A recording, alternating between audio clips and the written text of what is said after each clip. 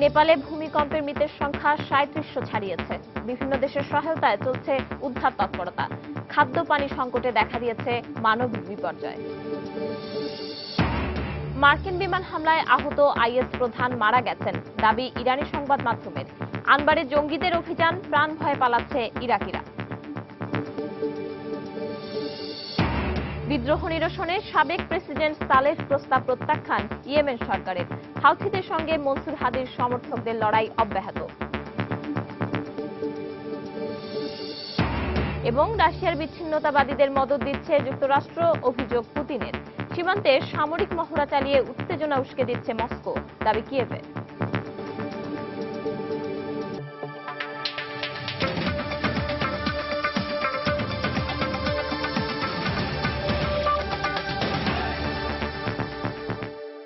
আন্তর্জাতিক সময়ের সঙ্গে আছে আমি পারমিতাহীন। সময়ের সঙ্গে সঙ্গে বাড়ছে নেপালে ভূমিকম্পের মৃতের সংখ্যা। শেষ খবর পাওয়া পর্যন্ত দেশটিতে মৃতের সংখ্যা ৩৭০০ ছাড়িয়েছে। আহত হয়েছে ৬৫০০-এরও বেশি মানুষ। কাঠমান্ডু সহ দেশের বিভিন্ন স্থানে ভূমিকম্পে ধসে পড়া ভবনের ধ্বংসস্তূপে চাপা পড়াদের সন্ধান ও উদ্ধার তৎপরতা অব্যাহত রয়েছে। তবে আধুনিক যন্ত্রপাতির অভাবে ধীর গতিতে চলছে অভিযান। এরই মধ্যে প্রতিবেশী বাংলাদেশ, ভারত, পাকিস্তান ও চীন সহ বিভিন্ন দেশ থেকে পাঠানো হয়েছে উদ্ধারকারী বিশেষজ্ঞ, চিকিৎসক ও ত্রাণ সামগ্রী। শনিবার ভূমিকম্পের সময় বিকট শব্দ করে এভাবে এভারেস্টের বেস ক্যাম্পে ধসে পড়ে তুষার। দৌড় দিয়ে পালানোর চেষ্টা করলেও তুষারের কাছে হার মানতে হয় বেস ক্যাম্পে থাকা পর্বত আরোহীদের অনেককে। নেপালের স্মরণকালের ভয়াবহতম ভূমিকম্পে তুষার ধসের সময় ধারণ করা এই ভিডিও চিত্র সামাজিক যোগাযোগ মাধ্যমে প্রকাশ করেছেন এক জার্মান অভিযাত্রী। সেখানে চাপা পড়া হতাহতদের উদ্ধারে তৎপরতা শুরু হলেও বৈরী আবহাওয়ার কারণে তা ব্যাহত হচ্ছে। এভারেস্টে যখন বৈরী আবহাওয়া প্রতিবন্ধকতা সৃষ্টি করছে, তখন কাঠমান্ডুতে ভারী যন্ত্রপাতির অভাবে ধীরগতিতে চলছে উদ্ধার ও সন্ধান তৎপরতা। মানুষের খালি হাত আর সাধারণ হালকা যন্ত্রপাতি দিয়েই চলছে নিমিষে মাটির সঙ্গে মিশে যাওয়া ধরাহরা টাওয়ারের ধ্বংসস্তূপে চাপা পড়া হতভাগ্যদের উদ্ধার কাজ।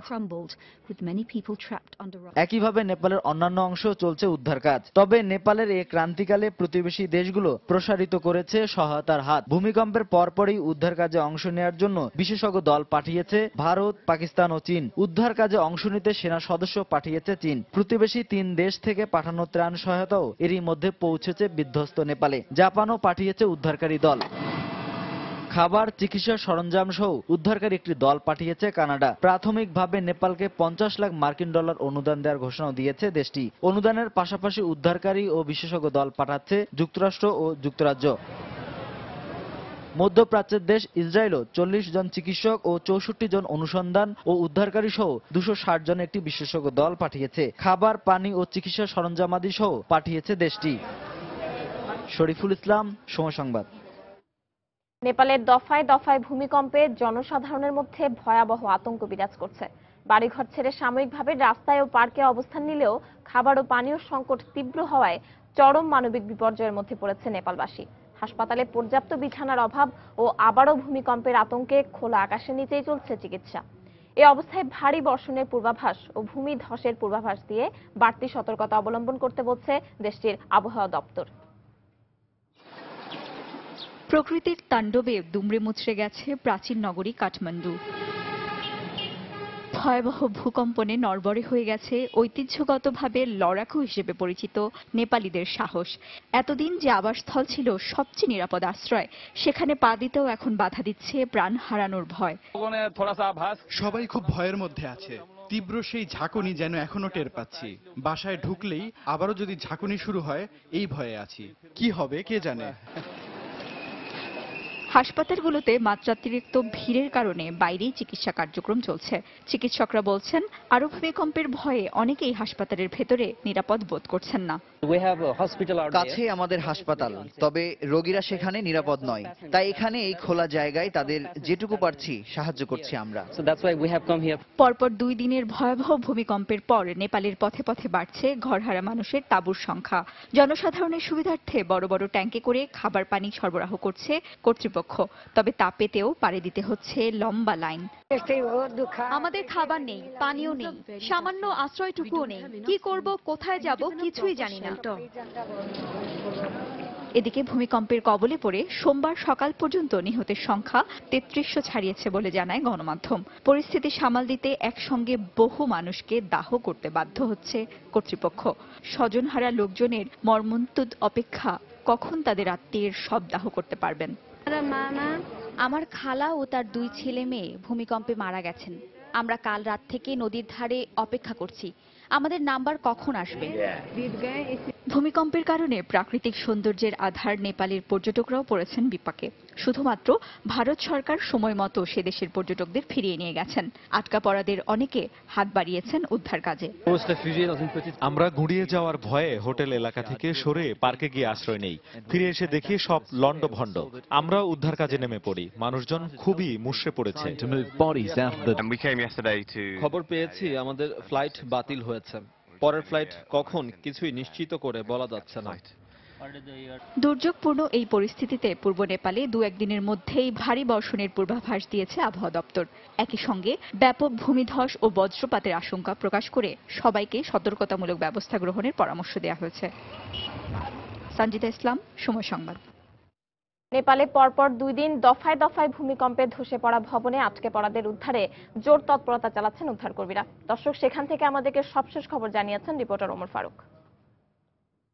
ত্রিভুবন ইন্টারন্যাশনাল এয়ারপোর্টে নেমেই আমরা যে দৃশ্য দেখতে পেয়েছি সেটি এক কথায় বলা যায় যে অনেকটাই ভয়াবহ। সেখানে আমরা দেখতে পেয়েছি যে বৃষ্টির মধ্যে হাজার হাজার পর্যটক তারা অপেক্ষা করছেন তাদের বাড়িতে ফেরার জন্য, এবং অনেকেই বলছেন যে তারা সেখানে আপনার এই ভূমিকম্পের পর থেকেই সেখানে অবস্থান করছেন।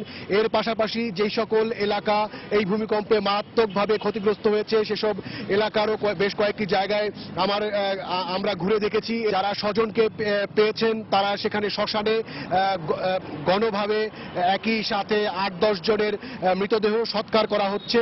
কাঠমান্ডুর অন্যতম একটি আকর্ষণীয় এলাকা যেখানে প্রায় 300 থেকে 400 বছরের পুরনো মন্দির ছিল, সেটি পুরোটাই ধসে গেছে এবং এর আশপাশে অনেকগুলো স্থাপনাই আসলে সেগুলো ধসে গেছে।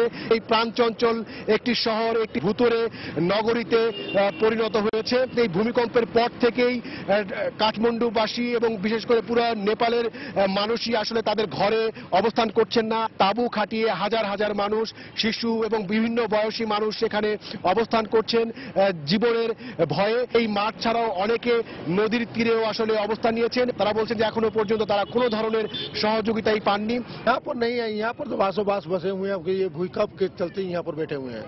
एक मतलब बिस्किट का पैकेट भी नहीं मिला हुआ है, सब हम लोग सेल्फ अपना ऑर्गेनाइज कर रहे हैं। Dangerous condition, every all peoples are so crying, no food available, no water.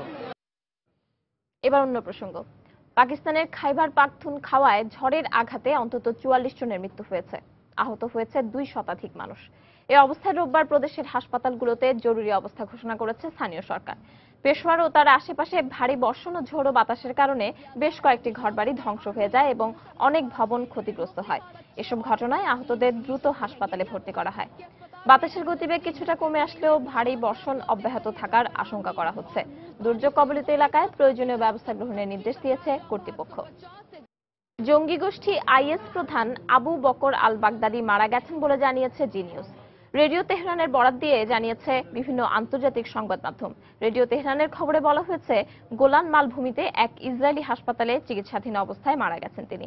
গত সপ্তাহে ব্রিটিশ দৈনিক দ্য গার্ডিয়ান জানায় গত মার্চে যুক্তরাষ্ট্র নেতৃত্বাধীন জোটের বিমান হামলায় গুরুতর আহত হন আল বাগদাদি। তিনি আর জঙ্গি গোষ্ঠীর নেতৃত্বে নেই বলেও জানায় সংবাদ মাধ্যমটি।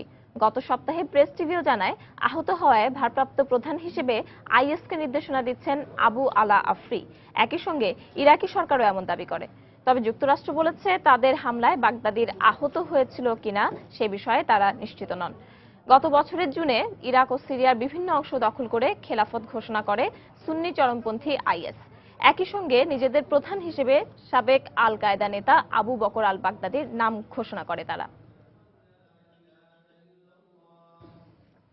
ইরাকের আনবার প্রদেশে আইএস জঙ্গিরা তাদের আধিপত্য বিস্তার করতে থাকায় সেখান থেকে পালাতে শুরু করেছে সাধারণ মানুষ।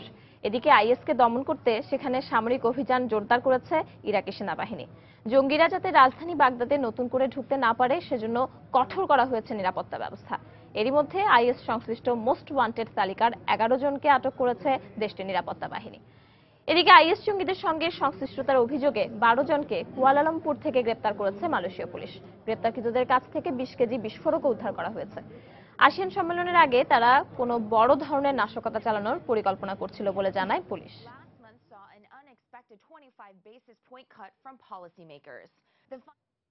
ইরাকের রাজধানী বাগদাদ ও তার আশেপাশের অঞ্চলে সিরিজ বোমা হামলায় অন্তত 18 জন নিহত হয়েছে। রোববারের হামলায় নিহতদের সবাই বেসামরিক বলে জানিয়েছে কর্তৃপক্ষ। আনবার প্রদেশের নিরাপত্তা বাহিনীর সঙ্গে আইএস জঙ্গিদের তুমুল সংঘর্ষের মধ্যেই এই হামলার ঘটনা ঘটল। বাগদাদের খিরানি স্কোয়ারে একটি গাড়ি বোমা বিস্ফোরণে অন্তত 7 জন নিহত ও 24 জন আহত হয়। একই দিন মাহমুদিয়া, আমিল ও হুসেইনিয়া এলাকায় আলাদা বোমা হামলায় প্রাণ হারায় আরও অন্তত 11 জন। এসব হামলায় আহতদের দ্রুত সময়ের মধ্যে হাসপাতালে ভর্তি করা হয়। আন্তর্জাতিক সময়ে আরো যা দেখবেন। সমুদ্র সীমা নিয়ে প্রতিবেশীর সঙ্গে বিরোধ মেটাতে চীনের প্রতি আহ্বান আসিয়ান নেতাদের। আঞ্চলিক উন্নয়নে শান্তির বিকল্প নেই, মন্তব্য মালয়েশিয়ার প্রধানমন্ত্রীর। ইয়েমেনের সংকট সমাধানে দেশটির সাবেক প্রেসিডেন্ট আলী আব্দুল্লাহ সালের আহ্বান প্রত্যাখ্যান করেছে ইয়েমেন সরকার। চলমান সংঘর্ষে ইয়েমেনের শিশুদের রক্ষায় দেশটিতে ত্রাণ ও চিকিৎসা সহায়তা পাঠিয়েছে ইউনিসেফ। এদিকে দক্ষিণাঞ্চলীয় শহর এডেনে ক্ষমতাচ্যুত প্রেসিডেন্ট মনসুর হাদির সমর্থক সেনা ও হাউথি যোদ্ধাদের মধ্যে সংঘর্ষ অব্যাহত রয়েছে।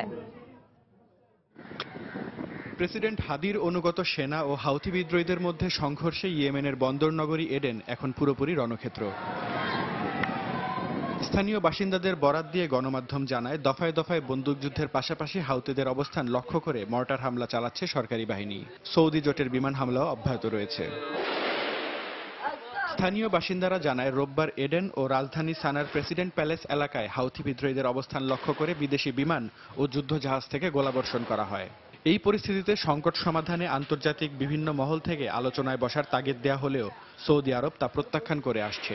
সাবেক প্রেসিডেন্ট আলী আব্দুল্লাহ সালের আলোচনায় বসার আহ্বান প্রত্যাখ্যান করেছে ইয়েমেন সরকার। ইয়েমেনের 70% এলাকা সরকারের নিয়ন্ত্রণে আছে দাবি করে দেশটির পররাষ্ট্রমন্ত্রী রিয়াদ ইয়াসিন বলেন, হাউথিদের মিত্র আব্দুল্লাহ সালের আহ্বান অগ্রহণযোগ্য।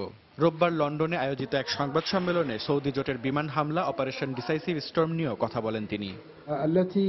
অপারেশন ডিসাইসিভ স্টর্ম বন্ধ করা হয়নি, সাময়িকভাবে হামলার মাত্রা কমানো হয়েছে। তবে হাউথি কিংবা সালে বাহিনীর কোনো অপতৎপরতা দেখা গেলে পুনরায় আক্রমণে যাবে সৌদি জোট। এদিকে ইয়েমেনের শিশুদের জন্য বিশেষ ত্রাণ ও চিকিৎসা সহায়তা পাঠিয়েছে ইউনিসেফ। রোববার হাতে পাওয়া এসব ত্রাণ সামগ্রী বিতরণ শুরু করে সংস্থাটির কর্মীরা। চলমান সহিংসতায় 115 শিশু নিহত ও 172 জন আহত হয়েছে বলেও জানানো হয় ইউনিসেফের পক্ষ থেকে। এছাড়া 140 জন শিশুকে সশস্ত্র গোষ্ঠীগুলোর কাছ থেকে উদ্ধার করা হয়েছে বলেও জানায় ইউনিসেফ। সানার 4টি হাসপাতালে ত্রাণ ও চিকিৎসা সহায়তা পৌঁছে দিয়েছি আমরা। ঔষধ ও চিকিৎসা সরঞ্জামের পাশাপাশি শিশুদের অপুষ্টি মোকাবেলা করার মতো উপকরণও আছে এতে।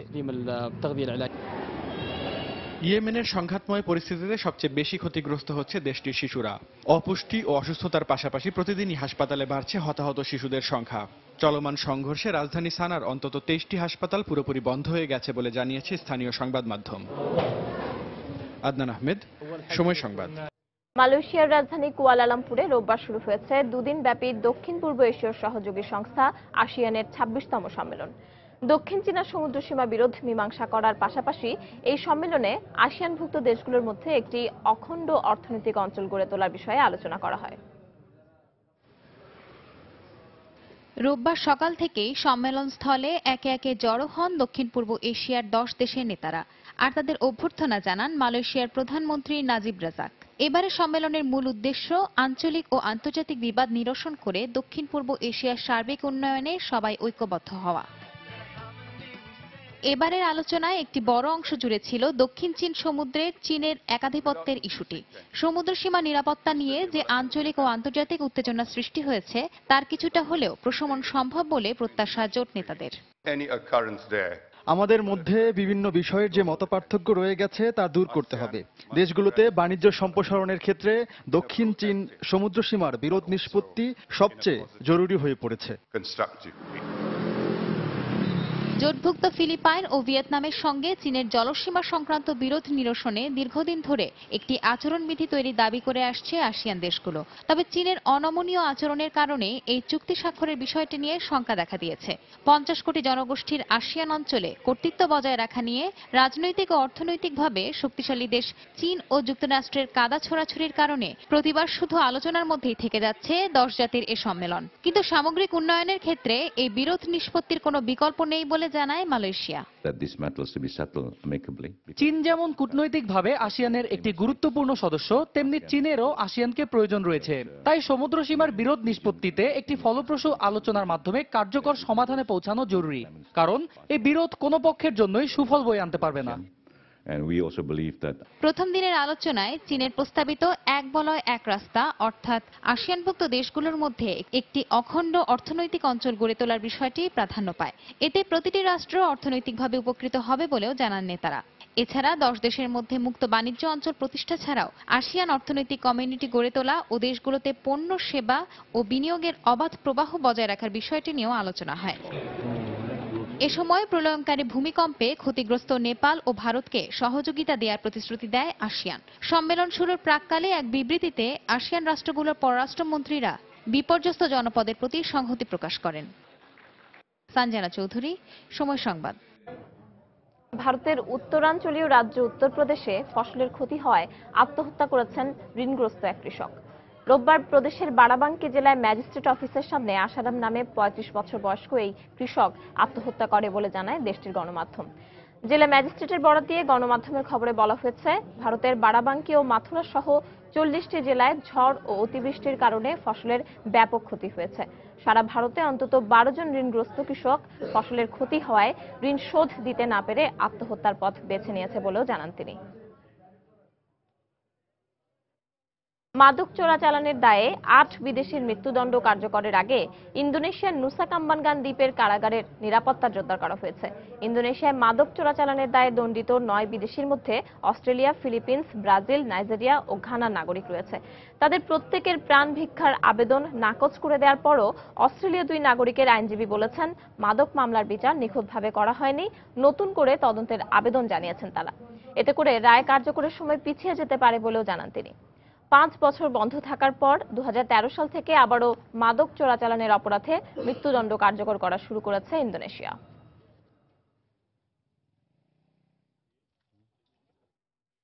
মিশরের সাবেক প্রেসিডেন্ট মোহাম্মদ মুরসিকে 20 বছরের কারাদণ্ড দেওয়ার তীব্র সমালোচনা করেছে যুক্তরাষ্ট্রভিত্তিক মানবাধিকার সংস্থা হিউম্যান রাইটস ওয়াচ।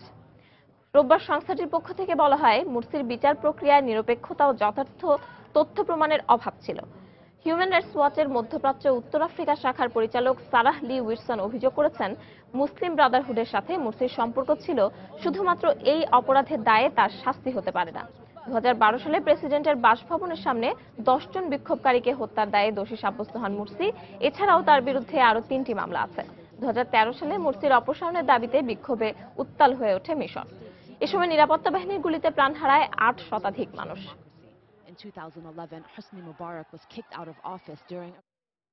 মেক্সিকোতে 43 জন নিখোঁজ ছাত্রের স্বজনেরা এক শান্তিপূর্ণ সমাবেশ করেছে। ঘটনার সঠিক বিচার ও তাদের নিখোঁজ সন্তানদের ফিরিয়ে দেওয়ার দাবি জানান তারা। তাদের সাথে সমাবেশে যোগ দিয়েছে দেশটির হাজার হাজার সাধারণ মানুষ। রোববার ছাত্রদের নিখোঁজ হওয়ার 7 মাস পার হওয়ার পরও তাদের কোনো খোঁজ না পাওয়ায় রাজধানীর পিলার অফ লাইট স্মৃতিস্তম্ভের সামনে সমাবেশের আয়োজন করা হয়। মেক্সিকো কর্তৃপক্ষের দাবি, গত বছর গুয়েরেরো রাজ্যে দুর্নীতিগ্রস্ত পুলিশ 43 ছাত্রকে আটকের পর স্থানীয় মাদক ব্যবসায়ীদের সাথে মিলিত হয়ে তাদের হত্যা করে। এছাড়াও জাতিসংঘের এক হিসাব অনুযায়ী মেক্সিকোতে গত 8 বছরে 22,000-এরও বেশি মানুষ নিখোঁজ হয়েছে। জাতিসংঘ মেক্সিকোর সরকারের কাছে নিখোঁজ ব্যক্তিদের উদ্ধারে বিশেষ তদন্ত কমিটি গঠনের আহ্বান জানিয়েছে। পশ্চিমা বিশ্বের সঙ্গে উত্তেজনার মধ্যেই ইউক্রেন সীমান্তের রোস্তভ অঞ্চলে সামরিক মহড়া শুরু করেছে রাশিয়া। এই অবস্থায় ইউক্রেনের প্রেসিডেন্ট পেট্রো পরোশেঙ্কো অভিযোগ করেছেন, মস্কো নতুন করে উত্তেজনাকে উস্কে দিচ্ছে। এদিকে প্রেসিডেন্ট ভ্লাদিমির পুতিন অভিযোগ করেছেন, উত্তর ককেশাসের বিচ্ছিন্নতাবাদীদের দীর্ঘদিন ধরে সমর্থন দিয়ে আসছে যুক্তরাষ্ট্র। নিজের সামরিক বাহিনী শত্রুর মোকাবেলা করতে কতটুকু সমর্থ তা পরখ করতে দক্ষিণাঞ্চলীয় মাইকোলাইভে সামরিক মহড়ার আয়োজন করে ইউক্রেনের সেনাবাহিনী। সেখানে মহড়া পর্যবেক্ষণে এসে প্রেসিডেন্ট পেট্রো পরোশেনকো বলেন, কিয়েভ সবসময়ই মিনস্ক চুক্তি মেনে চলতে বদ্ধপরিকর। খুব শিগগিরই আমরা দেশের বিভিন্ন অঞ্চল বিচ্ছিন্নতাবাদীদের কাছ থেকে মুক্ত করতে পারব। আমি জোর দিয়ে বলতে পারি, ইউক্রেনীয় সশস্ত্র বাহিনী কখনোই আগে থেকে কোনো আক্রমণ করেনি। আমরা সবসময়ই মিনস্ক চুক্তির প্রতি শ্রদ্ধাশীল। ইউক্রেন সীমান্তের কাছে দক্ষিণ পশ্চিমাঞ্চলীয় রোস্তভ অঞ্চলে বিশাল মহড়ার আয়োজন করে রুশ সেনাবাহিনীও। এ ধরনের মহড়া নতুন করে ইউক্রেন সংকটকে উস্কে দেবে বলে আশঙ্কা প্রকাশ করেছে বিভিন্ন পশ্চিমা গণমাধ্যম। এদিকে 90-এর দশকে রাশিয়ার ককেশাস অঞ্চলে বিচ্ছিন্নতাবাদ মাথাচাড়া দিয়ে ওঠার পেছনে যুক্তরাষ্ট্র দায়ী বলে অভিযোগ করেছেন রুশ প্রেসিডেন্ট ভ্লাদিমির পুতিন। পুতিন শাসনের 15 বছর পূর্তিতে রোজিয়া 1 টিভিতে প্রচারিত এক সাক্ষাৎকারে তিনি বলেন, 2000 সালের গোড়ার দিকে আজারবাইজানে মার্কিন গোয়েন্দাদের সঙ্গে সরাসরি বৈঠকে অংশ নেয় বিচ্ছিন্নতাবাদীরা, যা রুশ সরকারকে হঠানোর একটি ষড়যন্ত্র বলেও মনে করেন পুতিন। বিচ্ছিন্নতাবাদীদের দমাতে সরকারের অভিযান 2009 সালে আনুষ্ঠানিকভাবে সমাপ্ত ঘোষণা করা হয়। তাসমিন রুমা, সময় সংবাদ। যুক্তরাষ্ট্রের বাল্টিমোরে পুলিশ হেফাজতে নিহত কৃষ্ণাঙ্গ নাগরিক ফ্রেডি গ্রের শেষকৃত্যানুষ্ঠান সম্পন্ন হয়েছে। এদিকে গ্রের নিহত হওয়ার ঘটনার প্রতিবাদে বিক্ষোভ চলাকালীন সময়ে 34 জনকে আটক করেছে পুলিশ। গ্রের পরিবারের সদস্যদের সমবেদনা জানাতে রোববার সকালে গির্জায় জড়ো হয় বহু মানুষ। এদিকে গ্রের নিহত হওয়ার ঘটনার প্রতিবাদে গত শনিবার থেকে বিক্ষোভ চলে আসছে। এক পর্যায়ে বিক্ষোভকারীরা পুলিশকে লক্ষ্য করে হামলা চালালে 34 জনকে আটক করা হয়। 12 এপ্রিল 25 বছর বয়সী গ্রেকে আটক করে পুলিশ। এরপর আটক অবস্থায় মেরুদণ্ডে আঘাতজনিত কারণে গত রোববার মারা যান গ্রে। পুলিশের হেফাজতে থাকা ওই কৃষ্ণাঙ্গ যুবককে যথাযথ স্বাস্থ্যসেবা দিতে ব্যর্থ হয়েছিল বলে মন্তব্য করেছেন বাল্টিমোরের পুলিশ কমিশনার। ওই কৃষ্ণাঙ্গ যুবক নিহত হওয়ার সঙ্গে জড়িত সন্দেহে 6 পুলিশ কর্মকর্তাকে বহিষ্কার করা হয়েছে। এই বিষয়ে অভ্যন্তরীণ তদন্ত চলছে বলেও জানায় পুলিশ বিভাগ।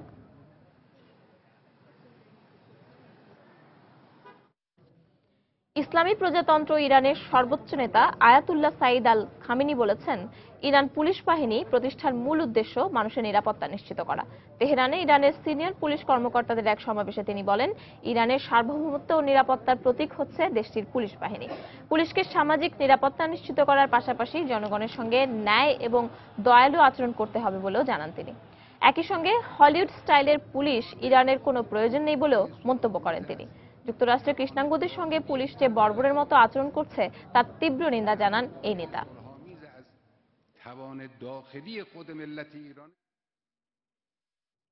চিলির ক্যালবুকো আগ্নেয়গিরির উদ্গীরণের ফলে সৃষ্ট ছাইয়ে ঢাকা পড়েছে দক্ষিণাঞ্চলের বেশ কিছু শহর। ঘন ছাইয়ের ধোঁয়ায় ভারী হয়ে আছে বাতাস, যা মারাত্মক স্বাস্থ্য ঝুঁকিতে ফেলেছে সেখানকার বাসিন্দাদের।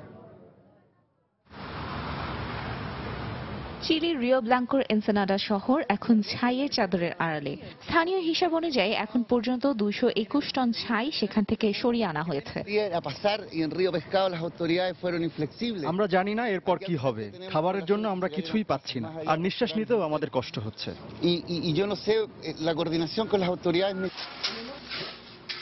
এনসেনাডার বাসিন্দাদের সাথে সেখানে এই ছাইয়ের স্তূপ সরিয়ে আনতে মাঠে নেমেছে চিলির যৌথ বাহিনীও।